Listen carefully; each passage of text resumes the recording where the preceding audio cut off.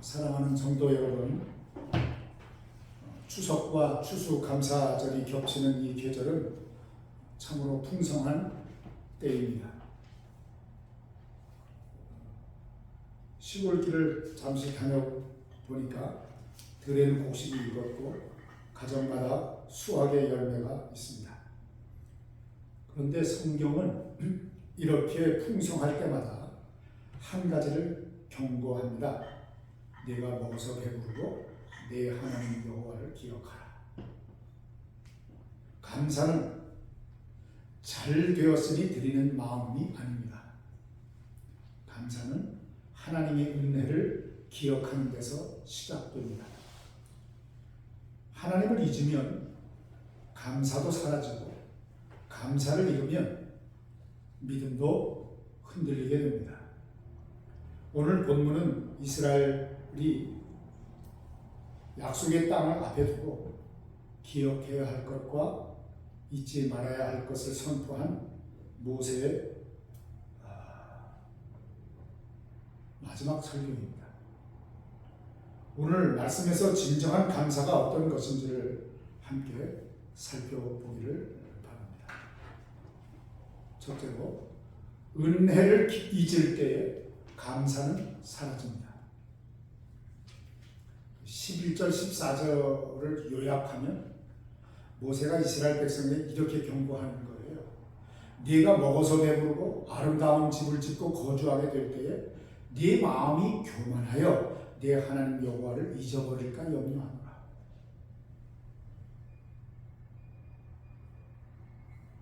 아멘 하기도 좀 두렵고 그렇지 않아. 그냥 가만히 있자니 애매하고 그렇지 않습니까? 이스라엘 백성은 광야에서 아무것도 없는 가운데 하나님의 은혜로 살았습니다. 우리가 출애굽의 전 일정을 다 기억하고 계시지 않습니까? 은혜 아닌 곳이 없었고 은혜를 베풀어 주시지 않은 때가 없었습니다. 처음부터 끝까지 그들을 애굽에서 불러내어 지금 이 자리 가나안을 앞에 바라보며 설교하는 모세가 설교하는 이 자리에 있기까지가 전부가 다 하나님의 은혜로 가득 차 있던 여정이었다 하는 것입니다. 하늘에서 만나를 주셨고 바위에서 물을 내셨고 낮에는 구름 기둥으로 밤에는 불 기둥으로 인도하셨습니다. 그런데 이제 풍요한 땅으로 들어가게 되면 그 모든 은혜를 내 능력으로 얻었다고 착각할 위험이 있다는 것입니다. 우리 박윤선 목사님께서는 이 구절을 주석하면서 이렇게 말씀하셨어요. 감사의 결핍은 신앙의 교만에서 비롯된다. 은혜를 망각한 사람은 결국 하나님을 배반하게 된다. 오늘 본문 말씀을 아주 적절하게 주석하셨어요. 감사하지 않는 이유는 형편이 어려워서가 아닙니다. 하나님을 잊었기 때문에 감사하지 않는 것입니다. 그냥 불평, 불만, 원망 이런 것으로 일반을 하죠. 그래서 신명기 이 모세 오경 중에 맨 마지막 책인 신명기의 핵심은 단순한 감사하라는 명령이 아니라 그 핵심 단어가 뭐예요? 기억하라입니다. 언약적인 호소입니다. 오늘 우리에게도 마찬가지입니다. 지금까지 하나님의 은혜로 말미암아 허락된 풍요 속에서 우리는 하나님의 손길을 잊어버리기 쉽습니다. 건강, 여러분에게 건강을 주셨죠? 또한 따뜻한 가정을 주셨죠? 아까 노래한 것처럼. 그리고 하나님께 예배하고 교제하고 하나님의 말씀을 나누며 은혜를 기억할 수 있는 그러한 교회도 우리에게 허락하셨습니다. 우리에게 포도 열매와 같은 그런 자녀들도 허락하셨습니다. 우리가 힘껏 건강한 몸을 가지고 나가서 일할 수 있는 일터도 허락하셨습니다. 이 모든 것 전부가 다 하나님의 은혜로 주어진 것들입니다. 이것을 잊으면 안 된다는 말씀입니다. 하나님께서 허락하셨기 때문에 이와 같은 은혜를 우리가 누릴 수 있는 것입니다. 그러므로 감사는 내가 아닌 하나님께서 하셨다고 하는 고백에서 시작되는 것입니다. 두 번째, 은혜를 기억할 때 감사는 다시 피어납니다. 15절에서부터 18절 말씀이죠. 모세는 백성에게 하나님께서 어떻게 인도하셨는지를 다시 상기시켜요.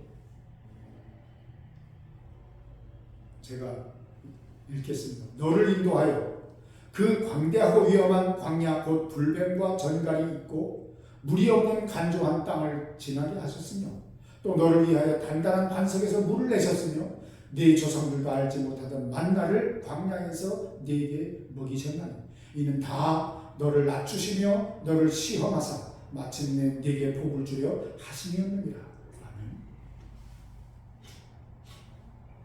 저는 이 설교를 준비하면서 제 성경책과 제 설교를 준비한 원고에 글자를 달리해서 크게 확대해가지고 이렇게 강조해서 지금 원고를 보고 있습니다. 이스라엘 백성을 인도하신 이가 누구냐? 그는 하나님이시다는 거예요. 하나님이 너를 인도하셨다. 동사의 주어가 다 하나님입니다.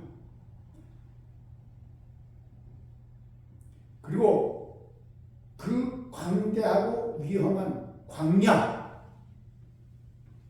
그 광야가 어떠한 곳이냐? 불뱀과 전갈이 있고 물이 없는 간조한 땅이랍니다.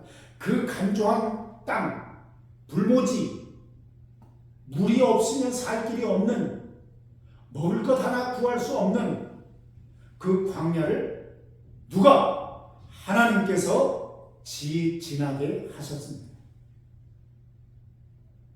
그리고 그 광야에서 있을 수 없는 단단한 반석들, 그 반석들에서부터 물이 터져나오게 하신 분이 누구냐? 하나님이시다. 백성들은 거기까지 오도록 뭐만 했어요? 불평만 했어요. 모세와 아론을 원망했어요.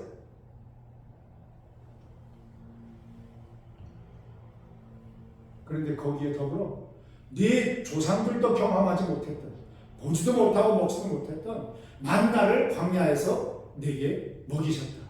만나를 먹이신 분이 누군가? 하나님이시다. 이렇게 은혜를 베푸신 이유는 다 너희를 낮추시고 겸손하게 하고 하나님을 의지하도록, 하나님을 바라보도록, 하나님을 신뢰하도록, 그래서 하나님의 입에서 나오는 말씀을 순종하도록 그렇게 훈련하신 것이 광야 40년의 세월이라는 것입니다. 그 말씀에 순종하나 아니하나 시험한 이유가 뭐라고요? 너에게 복을 주시기 위해서, 하나님께서 복을 내려주시기 위해서 그 광야 40년 동안을 시험하셨다. 하나님께서는 이스라엘의 지난 시간을 은혜의 교훈으로 해석을 하십니다. 이 하나님의 해석이에요. 광야에서 겪은 고난조차도 감사의 재료가 된다는 것입니다. 그 고난, 그 어려움, 그 괴로움 속에서 하나님께서는 은혜를 계속 베푸셨다는 거예요. 원망하는 그 백성들을 주님께서 인내하시고 참으시는 가운데 은혜를 베푸신 거예요. 심지어 모세가, 하나님이 너무 분노하시자 모세가 자기 목숨을 걸고 차라리 나를 죽이고 우리 백성을 살려주세요, 이런 중보하는 기도에 응답하셔서 그들을 그들에게 은혜를 베풀어 주신 것입니다.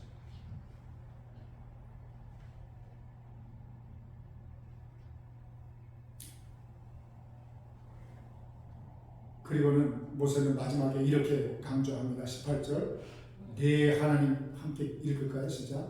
내 하나님 여호와를 기억하라. 그가 네게 재물 얻을 능력을 주셨습니다. 아멘. 내 하나님 여호와를 기억하라. 누구를 기억하라고요?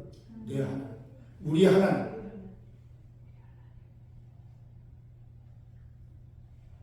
우리에게 재물 얻을 능력을 누가 주셨다고요?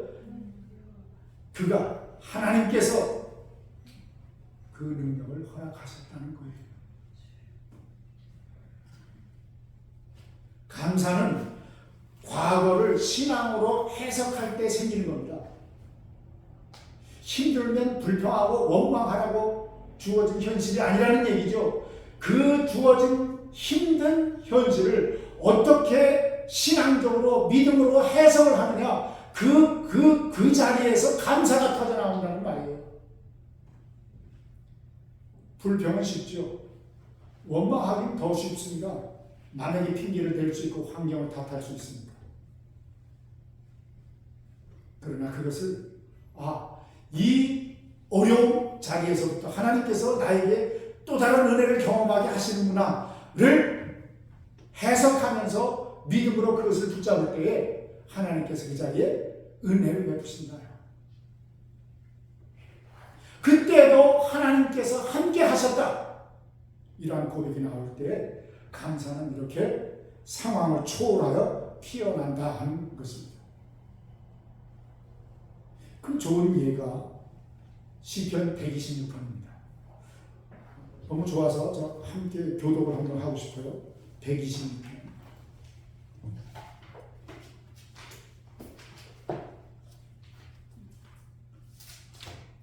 한 절씩 나누어서 이렇게 있어요. 126편 898페이지.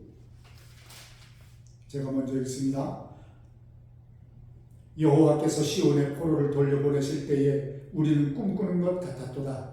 그때 우리 배는 웃음이 가득하고 우리 혀에는 찬양이 찼었도다. 그때 온 나라 가운데서 말하기를 여호와께서 그들을 위하여 큰 일을 행하셨다 하였도다. 여호와께서 우리를 위하여 큰 일을 행하셨으니 우리는 기쁘도다. 여호와여 우리의 꼴을 악한 시내들같이 돌려버리소서. 눈물을 흘리며 씨를 뿌리는 자는 기쁨으로 거두리로다. 울며 씨를 뿌리러 나가는 자는 반드시 기쁨으로 그 곡식단을 가지고 돌아오리로다. 아멘. 바벨론 포로의 고난을 지나서 다시 회복의 은혜를 경험한 이스라엘이 말하는 것입니다. 5절입니다. 눈물을 흘리며 씨를 뿌리는 자는 기쁨으로 거두리로다. 감사는요, 고난이 끝나서 생기는 것이 아니라 고난을 은혜로 해석할 때 생기는 믿음의 열매가 감사라는 거예요.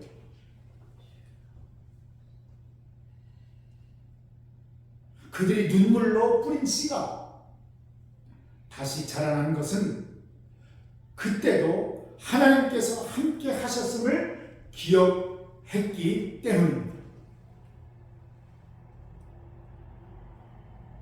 마지막 세 번째로, 기억의 신앙이 감사의 삶을 만듭니다.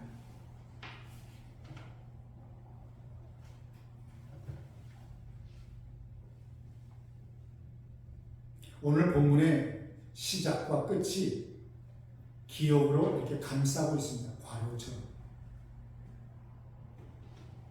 내가 먹어서 배부르고 네 하나님 여호와께서 옥토를 내게 주셨으므로 말미암아 그것을 기억하고 그를 찬송하라. 그 다음 절도 기억하라는 말씀이 나오죠. 마지막 절, 네 하나님 여호와를 기억하라. 18절. 감사는 과거에 베푸신 은혜에 대한 기억이 현재로 흘러 들어오는 통로입니다. 기억이 없이는요, 감사는 감정일 뿐이지만 기억이 있는 감사는 신앙 고백이 됩니다. 그래서 존 칼빈은 기독교 강요에서 이렇게 말했습니다. 참된 감사란 하나님의 모든 선하심이 나를 향한 은혜임을 깨닫는 것이다. 참 해석을 잘했어요.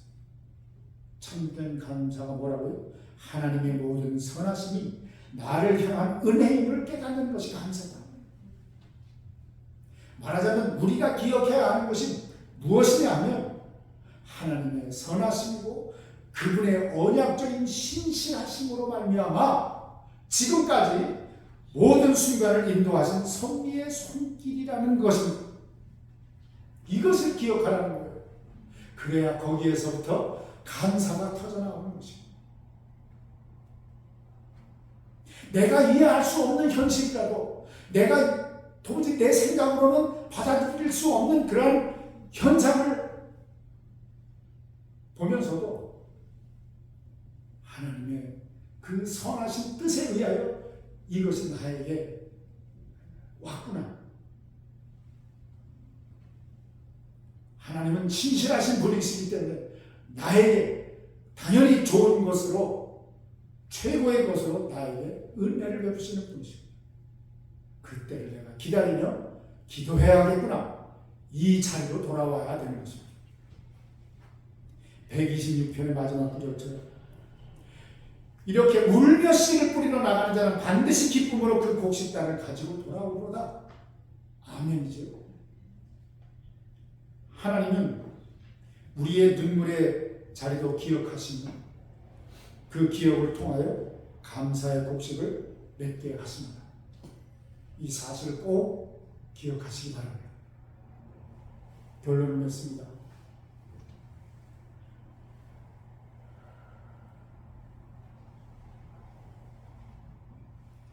감사는 기억에서 시작되어 순종으로 완성됩니다. 사랑하는 성도 여러분, 감사는 단순한 예절이 아닙니다. 예절로 체면 차리기 위해서 그렇게 하는 것이 감사가 아닙니다. 그것은 언약적인 순종입니다. 우리가 하나님을 기억할 때 감사는 다시 살아납니다. 오늘의 풍성함은 어제 베풀어 주신 은혜의 덕이지. 그렇지 않습니까? 오늘 심지어 오늘 아침에 우리가 눈을 뜬 것은 어제 밤새도록 나를 불러가지 않으시고 나를 벌하지 않으시고 그대로 살려두셔서 호흡하게 하신 은혜를 베풀었기 때문에 오늘 눈을 뜨게 된 것입니다. 내일의 소망은 오늘의 감사에서 자라난다는 것입니다. 그러므로 이렇게 고백하십시다. 우리 함께 할까요? 이런 거 제가 잘 안 하는 사람인데 합시다. 하나님, 제가 가진 모든 것은 당신의 은혜입니다. 감사는 기억에서 시작됩니다. 아멘. 우리가 개인적인 차원에서는요, 이 매일의 삶에서 감사의 목록을 적어보는 것도 괜찮은 것 같아요. 저는 이제 기도 제목을 기록을 하지만 거기에 보면 자연스럽게 감사가 또 묻어나오고 있습니다. 이러한 것들이 하나님의 은혜를 기억하는 기록이 되는 것입니다. 가정 차원에서는 우리 자녀들에게 꼭 이 말을 하셔야 돼요. 말씀을 봉독할 때나 그 말씀을 또 간단하게 설교하실 때에 우리 가정이 여기까지 온 것은 다 하나님의 은혜야. 이 말을 꼭 해야 돼요. 꼭 들려주세요.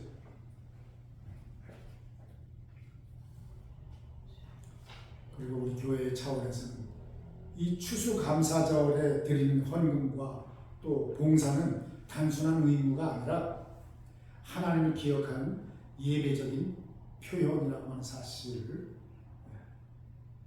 그것을 그 마음을 회복해야 됩니다. 저는 헌금 설교를 한 번도 해본 적이 없는 것 같은데 그것이 자랑이 아니라 성도들에게 하나님의 말씀을 근거로 가르쳐야 돼요. 그래야 이렇게 감사하는 마음, 추수감사절뿐만이 아니라 일상의 모든 생활에서 감사하는 일들이 있을 때마다 하나님께 특별히 감사하는 예물을 들고 나와서 하나님께 헌금하는 것. 이것이 습관이 되어야 돼요. 그 신약시대에는 그 필요 없다 그렇게 얘기하는 사람들 그렇게 동영상에 많이 떠돌아다니죠. 그건 자기가 헌금을 하고 싶지 않아서 그렇게 얘기하는 거예요. 그런 게 아닙니다.